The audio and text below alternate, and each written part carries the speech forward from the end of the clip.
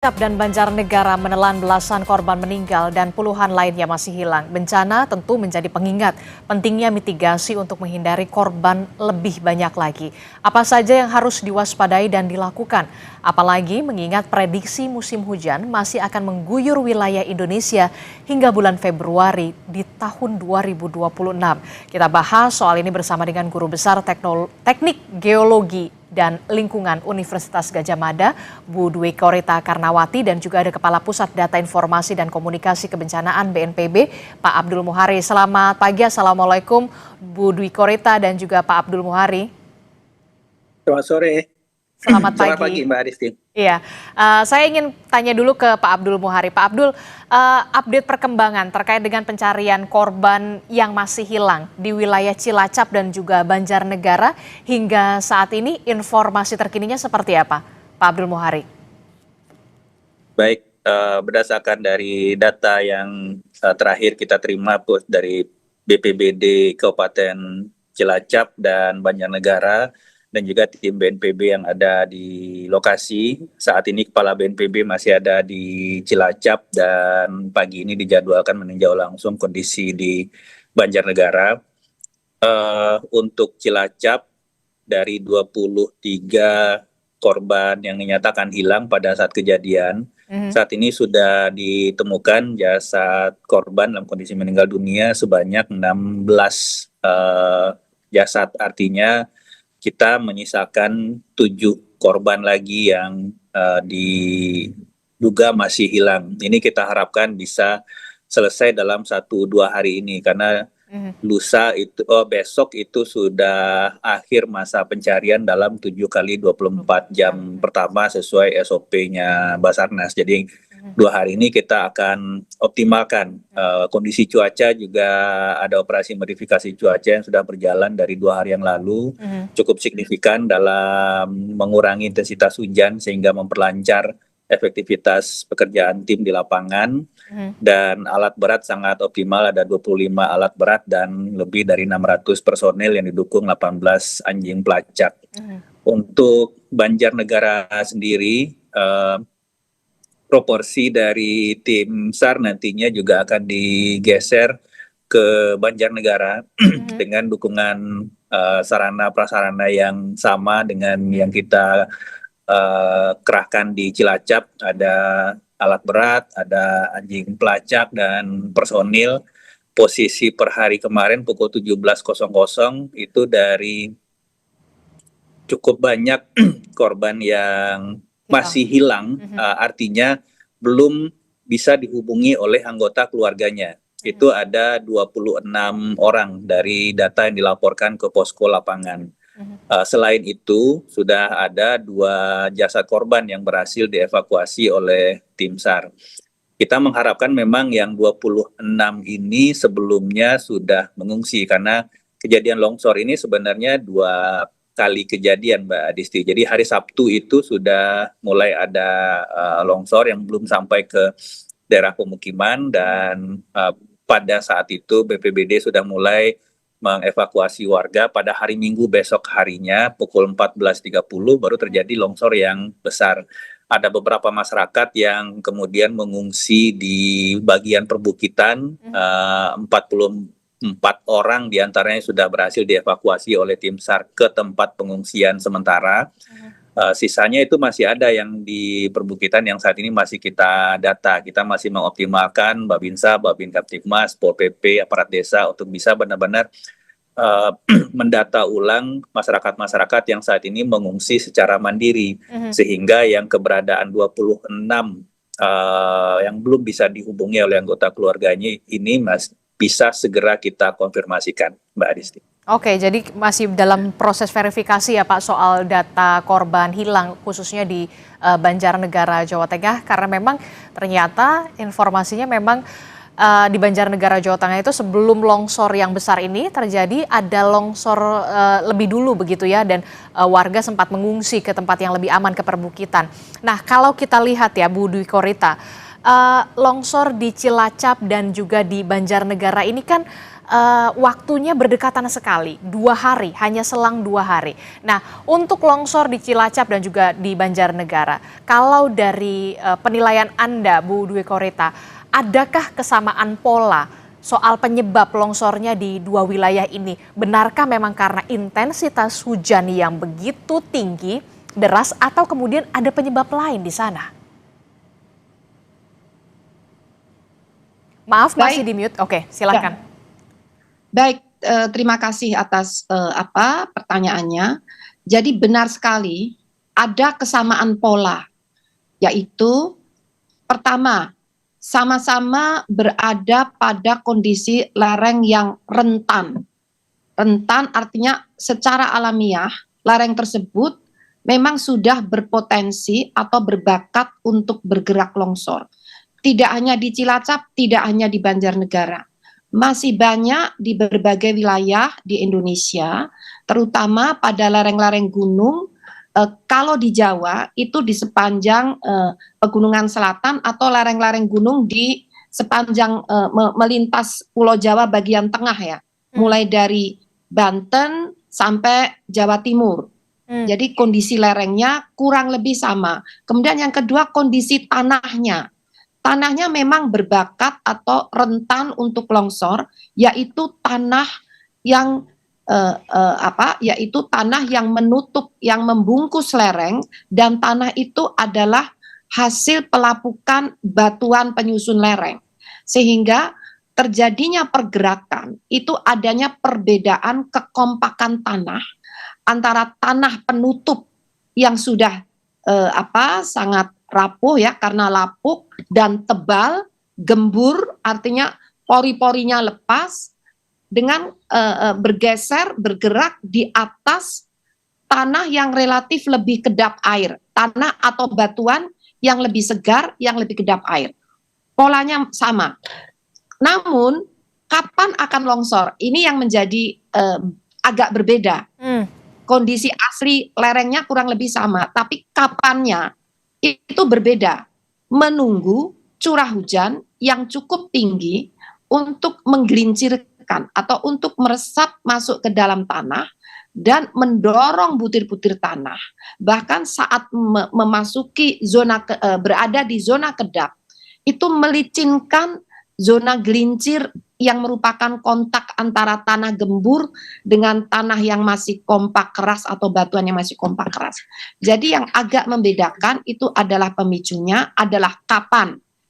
Saat di situ terjadi hujan yang cukup lebat. Atau menunggu pemicu yang lain adalah getaran-getaran. Tidak harus berupa hujan. Getaran-getaran kendaraan alat berat, getaran kendaraan kencang ya, atau getaran gempa bumi, atau usikan-usikan. Apa itu usikan? Misalnya bagian bawah lereng digali, dipotong, ya, misalnya dipotong untuk kepentingan berbagai hal, untuk persawahan, untuk permukiman dan sebagainya. Sehingga memang kompleks, tidak ada satu penyebab. Ya, ada beberapa penyebab alamiah, lalu ada pemicu, itu bisa alamiah, bisa karena manusia, seperti itu. Demikian, Mbak. Oke, jadi antara bencana longsor yang terjadi di Cilacap, Jawa Tengah, berselang 2 hari kemudian ada bencana tanah longsor serupa di Banjarnegara, ini memiliki pola yang sama karena berada di lereng perbukitan begitu ya. Tapi kemudian yang paling menurut Anda paling mendukung adalah bencana tanah longsor ini karena memang curah hujan yang begitu tinggi akhir-akhir ini ya, Bu Dwi Korita, yang paling salah satu faktor pemicunya. Istilah pemicu, ya betul. Oke, Bu Dwi Korita, Anda pernah menyinggung soal retakan tapal kuda. Bisa Anda informasikan soal itu, Bu? Maksudnya seperti apa? Jadi retakan tapal kuda ini merupakan suatu lengkung, ya, retak lengkung akibat dari mulai bergeraknya massa tumpukan massa tanah tadi. Jadi longsor itu tidak seketika. Dia memberi tanda-tanda. Jadi bergerak itu tidak seketika. Biasanya mulai perlahan dulu, ya, dan di situ timbullah suatu retakan berbentuk lengkung seperti tapal kuda. Nah, Kemudian retakan lengkung ini merupakan jalan masuknya air hujan untuk meresap masuk ke dalam, untuk mengisi pori-pori tanah, membasahi zona gelincir, maka membutuhkan waktu beberapa saat agar tumpukan tanah itu bergerak terdorong atau tergelincir di atas bidang kontak tadi sebagai longsor. Sehingga retakan tapal kuda ini bisa sebagai indikasi awal lereng sudah harus bergerak. Lalu apa yang harus dilakukan? Kalau masih memungkinkan, apabila posisi retakan itu tidak berada di bibir lereng atau di pinggir lereng, artinya masih cukup jauh dari lereng, maka perlu ditambal atau diisi dengan material yang kedap air atau ditutup plastik agar air hujan tidak meresap masuk ke dalam tanah. Namun, kalau seperti yang di Cilacap, itu retakan banyak di pinggir-pinggir lereng. Saya jangan didekati karena menimbulkan getaran dan itu bisa membangkitkan longsor. Jadi biarkan, namun zona itu ditutup. Jangan boleh ada yang mengganggu di sana. Dan kalau hujan lebat, mohon menjauh dari lereng karena dipastikan retakan itu bisa segera meluncur longsor. Demikian. Oke, jadi memang retakan tapal kuda itu memang sudah ada, sudah terlihat itu di wilayah Cilacap ya, Bu Dwi Korita ya? Sebelum longsor. Sebelum longsor itu terjadi. Iya. Lalu bagaimana dengan di Banjarnegara? Di Banjarnegara kan sempat ada sebelum longsor akhirnya, longsor yang begitu besar, ada longsor kecil yang kemudian warga sempat mengungsi terlebih dahulu. Apakah juga ada informasi juga ada retakan tapal kuda di sana dan siapa yang harus mengawasi dalam hal ini untuk warga yang ada permukiman di lereng-lereng perbukitan di sana? Nah, di Banjarnegara juga serupa, bahkan di berbagai wilayah di Indonesia sering diawali dengan retakan. Lalu siapa yang harus mengawasi? Kami dan pihak-pihak terkait itu melakukan sosialisasi kepada masyarakat. Jadi masyarakat sekitarlah yang perlu mengawasi. Yang pertama masyarakat sekitar. Namun kemudian harus segera melapor ke pihak yang berwenang. Misalnya ke kelurahan atau ke BPBD setempat, lalu dilakukan koordinasi untuk mengawasi secara lebih tersistem dan terprogram, terutama pada saat hujan ini. Diawasinya adalah dilihat bagaimana perkembangan. Contohnya di Cilacap itu diawasi oleh Basarnas justru. Nah, di situ diukur perkembangannya. Saya ikut mengawasi bersama, tapi yang kami awasi itu kemarin sudah longsor. Jadi tempat kami berdiri itu sekarang udah nggak ada. Waktu itu kami cepat-cepat turun, kalau nggak bisa ikut longsor. Jadi memang banyak pihak perlu ikut merasa berperan aktif untuk mengawasi bersama-sama. Harus ada cepat tanggap begitu ya, Bu Dwi Korita ya, terutama untuk aparat desa begitu. Dan juga nanti BPBD. Saya ke Pak Abdul Muhari. Pak Abdul Muhari, di harian Kompas yang terbit di hari ini, Anda sempat mengatakan daerah yang pernah terjadi bencana longsor berpotensi berulang jika belum ada perbaikan yang signifikan. Begitu ya. Dan jadi sebenarnya sejarah itu tidak akan pernah berbohong. Sekali pernah ada bencana di masa lalu, kalau belum ada perbaikan yang signifikan, kemungkinan akan terjadi lagi ada pengulangan kembali. Benarkah demikian? Apakah selama ini Indonesia, Anda menegaskan Indonesia belum memiliki peringatan dini nasional khusus longsor dan banjir berbasis teknologi? Iya, ini ada dua hal sebenarnya. Pertama, terkait dengan peringatan dini longsor dan banjir. Dari BMKG, Bu Dwi Korita selalu menyampaikan kepada kita peringatan dini cuaca. Tetapi ketika peringatan dini cuaca ini kita teruskan di lapangan, ini belum terlalu operasional untuk aksi di kedaruratan. Misalnya begini, ketika kita menyampaikan bahwa Cilacap, kecamatan ini atau daerah ini akan hujan ekstrim. Untuk aksi di lapangan, kita butuh nantinya hujan ini akan membawa bencana apa? Bencana longsorkah? Bencana banjirkah? bencana banjir bandangkah, kapan dan seberapa besar. Nah, ini teknologi kita saat ini harus kita akui itu belum sampai di sana.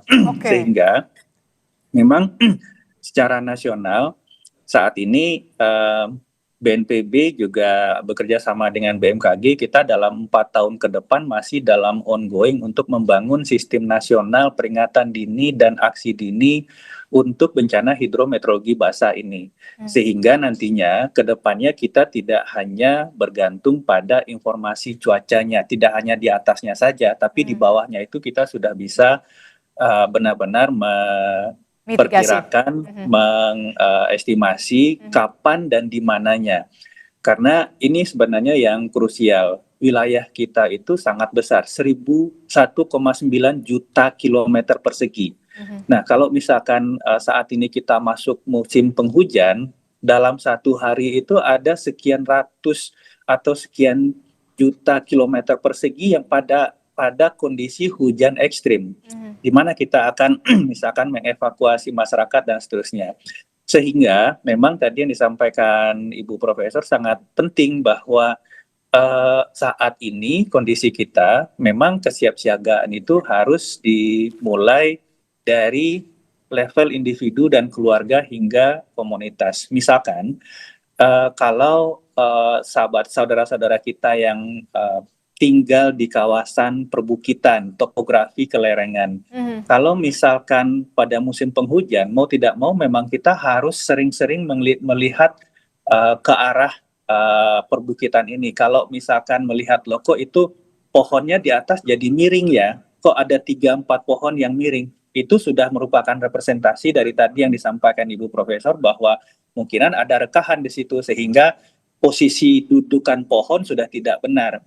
Nah, ini yang menjadi heads up informasi awal sebenarnya bahwa bisa saja kalau rekaan itu sudah terbuka, kondisi hujan, longsor bisa terjadi pada jam itu, bisa terjadi pada hari itu, bisa terjadi pada minggu itu. Nah, ini kemudian yang menjadi concern kami, Mbak Adisti, bahwa untuk misalkan kondisi-kondisi seperti di atas, tidak hanya longsor yang sifatnya rapid onset yang seketika terjadi, tetapi juga kawasan Pulau Jawa bagian tengah ke selatan, mulai dari Banten, Jawa Barat, Jawa Tengah, Jawa Timur, itu tidak hanya rawan oleh longsoran yang berlangsung sangat cepat, tapi juga rawan dengan pergerakan tanah. Nah, satu-satunya memang upaya mitigasinya kalau sudah ada potensi demikian, mau tidak mau masyarakat itu dalam jangka pendek dievakuasi. Dalam jangka panjang direlokasi. Itu sudah satu keharusan. Tidak mungkin masyarakat akan tetap tinggal di situ. Kalau misalkan mahkota longsornya itu sudah bergerak, itu sudah tidak mungkin, pasti akan kejadian. Dan kalau kita lihat panjang luncuran longsor Cilacap saja itu 77 meter, hampir 1 kilo. Sehingga kalau kita bicara mengevakuasi masyarakat, merelokasi masyarakat yang saat ini sedang kita kerjakan di Cilacap, kita tidak hanya akan merelokasi secara permanen masyarakat yang kehilangan tempat tinggal saat ini, tetapi juga berpotensi terancam oleh daerah longsoran yang saat ini terjadi. Karena data kita dalam 20 tahun terakhir, itu untuk Jawa Tengah, Cilacap, dan Banjarnegara, itu peringkat 1, peringkat 2 kejadian longsor yang memakan korban jiwa paling banyak di Jawa Tengah. Itu tadi yang kemudian saya sampaikan, kalau historis kabupaten wilayahnya udah seperti itu, maka kalau misalkan kita tidak benar-benar melakukan restorasi lingkungan di bagian atas, penanaman pohon keras yang bisa mengikat air dan mengikat tanah dan seterusnya, pasti ini akan terus berulang. Nah, kami tentu saja di sisi hilirnya ini pemetaan kawasan rawan longsor ini perlu kita ekstensifikasi. Artinya begini, perlu saya sampaikan bahwa saat ini kejadian longsor itu tidak mesti terjadi di daerah yang high susceptibility, kerentanan tinggi dan curah hujan tinggi. Daerah Cilacap sebenarnya yang Majenang ini, itu data Badan Geologi itu bukan daerah yang termasuk kawasan risiko tinggi longsor. Dan estimasi curah hujannya pun pada saat kejadian itu belum masuk estimasi ekstrim. Yang ketiga, kondisi biasanya kita melihat kawasan longsor itu terjadi pada kawasan yang minim vegetasi. Kawasan Majenang yang longsor ini itu bukan minim vegetasi, itu cukup rapat vegetasinya. Oke. Jadi memang ada kawasan-kawasan yang memang tadi disampaikan oleh Ibu Profesor, tanahnya porositasnya tinggi, gembur, dan kalau misalkan heads up ini indikasi rekahan yang kemudian ketika kami tim BNPB melakukan drone di atas, itu 200 meter dari awal pangkal longsoran yang sekarang itu sudah muncul lagi retakan dengan panjang 50 meter. Ini harus kita waspadai. Oke, ini kan kalau kita lihat ya, bencana memang tidak bisa dihindari, begitu ya. Tapi setidaknya kita bisa meminimalisir korban jiwa dan juga korban luka, korban yang terdampak dari bencana itu, begitu ya. Ini artinya apa yang harus dilakukan oleh pemerintah? Salah satunya itu tadi cepat tanggap dari warga dan segala macam, begitu ya, pengetahuan dari yang diberikan oleh pemerintah kepada warganya, tapi itu juga tidak cukup.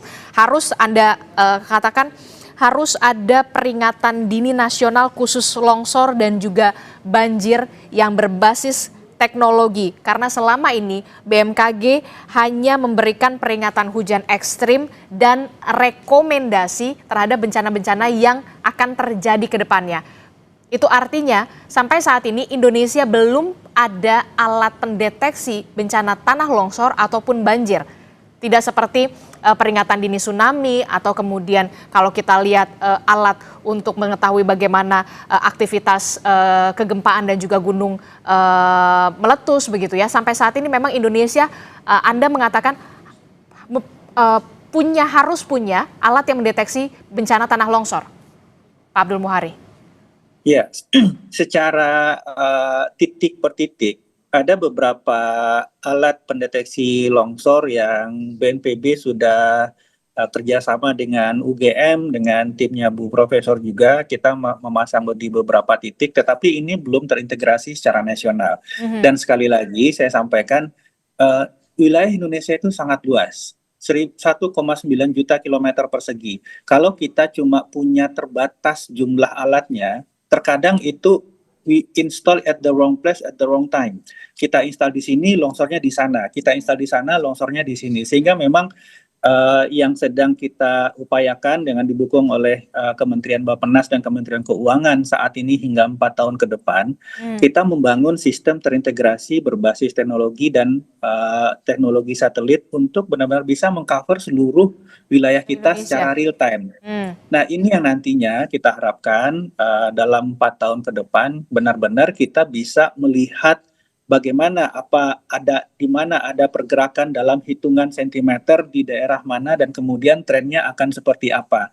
Ini akan memberikan kita sense atau indikatif awal supaya tadi yang saya sampaikan mana masyarakat yang harus dievakuasi, kapan harus dievakuasi, berapa banyak potensi ekstensifikasi atau eskalasi luasan yang mungkin terdampak, itu bisa kita kosongkan sebelum bencananya terjadi, Mbak Adisti. Oke, jadi perlu ada mitigasi secara nasional yang memang harus segera dilakukan walaupun ongoing ini 4 tahun ke depan, begitu ya. Kita berusaha untuk bisa memperoleh itu semua dalam waktu yang tidak lama, begitu ya. Kalau dari Bu Dwi Korita sendiri, apa yang perlu dimiliki atau dilakukan oleh pemerintah pusat dalam hal ini? Jangan sampai kemudian ketika ada bencana ya sudah pencarian dan segala macam, tapi setelah itu seakan lupa, begitu ya. Proses mitigasi secara nasional yang harus dilakukan oleh pemerintah pusat seperti apa, Bu Dwi Korita? Khususnya untuk bencana tanah longsor dan juga banjir yang kalau memang musim hujan, cuaca ekstrim ini akan terjadi, 2 bencana itu. Betul, Mbak. Jadi seperti yang disampaikan Bapak Dr. Abdul Muhari, sebetulnya sudah sejak lama, beberapa tahun yang lalu kami waktu itu BMKG, BNPB, PVMBG, PU itu sudah memikirkan konsep untuk peringatan dini nasional, ya, tersistem secara nasional, yang kita sebut sebagai multi hazard early warning system atau sistem peringatan dini multi bahaya. Jadi tidak hanya longsor tapi juga banjir, banjir bandang, gempa, tsunami, dan bahaya-bahaya lainnya. Mhm. Dan itu dikoordinasikan oleh Badan Nasional Penanggulangan Bencana. Kenapa perlu koordinasi? Karena aktor atau yang bertanggung jawab untuk memberikan peringatan dini itu tidak hanya satu lembaga. Misalnya BMKG khususnya untuk tsunami, kemudian gelombang tinggi, cuaca, iklim, itu khususnya BMKG. Nah, lalu kalau untuk banjir itu di mana? Nah, banjir itu di bawah PU atau Balai Wilayah Sungai. Longsor di bawah Badan Geologi atau Pusat Vulkanologi dan Mitigasi Bencana Geologi. Sehingga banyak lembaga yang melakukan operasional untuk memberikan peringatan dini. Oleh karena itu, kita sudah merumuskan suatu peringatan dini yang sifatnya multibahaya. Bahkan gempa bumi tidak hanya menyebabkan tsunami, tapi juga menyebabkan longsor dan bisa banjir bandang. Nah, sehingga satu bencana gempa itu turunannya itu bisa dalam waktu yang sama bersamaan, misalnya di Palu. Oleh karena itu, itulah yang tadi disampaikan oleh BNPB bahwa kita perlu sistem nasional. Sebetulnya yang secara lokal itu sudah ada, tapi sekali lagi ini perlu diintegrasikan. Jadi itulah idealnya memang perlu terintegrasi multi hazard, namun tidak sendiri single BNPB. BNPB ini dirijennya, koordinatornya, kemudian didukung oleh lembaga-lembaga tadi, karena itu membutuhkan operasional 24 jam, Bu.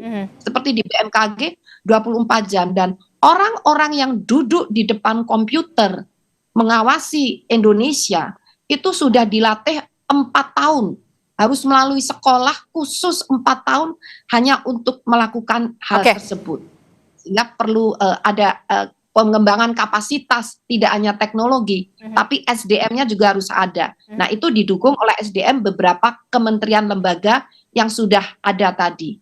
Oke, jadi memang harus ada peringatan dini begitu ya, yang multi hazard begitu ya, karena tidak hanya soal bencana banjir, tapi juga ada tanah longsor, kemudian ada tsunami dan segala macam begitu ya. Saya membayangkan seperti di luar negeri begitu, ada di Jepang, kemudian di wilayah-wilayah lainnya, Pak Abdul Muhari udah langsung terintegrasi di handphone begitu ya, ada alert di handphone begitu ya, ada bencana ini segala macam. Mungkinkah itu kita bisa wujudkan di Indonesia, atau kemudian memang kendalanya sebenarnya ya dana, balik lagi ke anggaran, Pak Abdul Muhari? Ini sangat bisa, Mbak Adisti. Ini yang kami sampaikan bahwa saat ini setelah 4 tahun yang lalu dari 2021 hingga 2025 BNPB, BMKG dan beberapa kementerian lembaga lain mematangkan sistem peringatan dini gempa dan tsunami.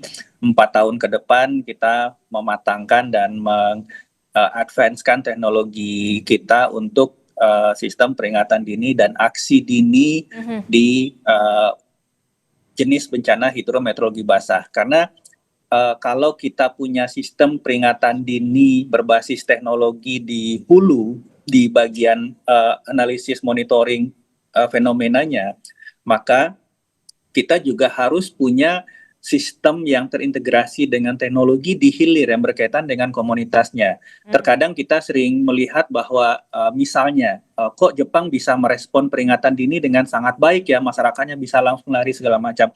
Itu sebenarnya bukan nature, itu bukan budaya, itu bukan habit, itu dibentuk oleh teknologi, dibentuk oleh sistem. Nah, sistem ini yang harus kita punya, karena terkadang kita melihat teknologi itu hanya penting untuk di hulu, untuk monitoring, untuk pengamatan fenomenanya, kegempaannya, cuaca. Padahal teknologi juga bisa mengakselerasi perubahan perilaku agar kita lebih aware terhadap bencana, Mbak Adisti. Oke, kita berharap apa yang dipunya Jepang begitu itu bisa dicontoh di kita begitu ya. Jadi setiap handphone kita sudah tahu kalau misalkan ada peringatan apa dan peringatan apa, untuk bisa meminimalisir korban jiwa dan juga korban yang terdampak akibat bencana, karena suka atau tidak suka Indonesia berada di wilayah rawan bencana. Terima kasih Pak Abdul Muhari telah bergabung bersama kami. Bu Dukarita, terima kasih telah bergabung bersama kami. Sehat selalu Bapak Ibu. Assalamualaikum.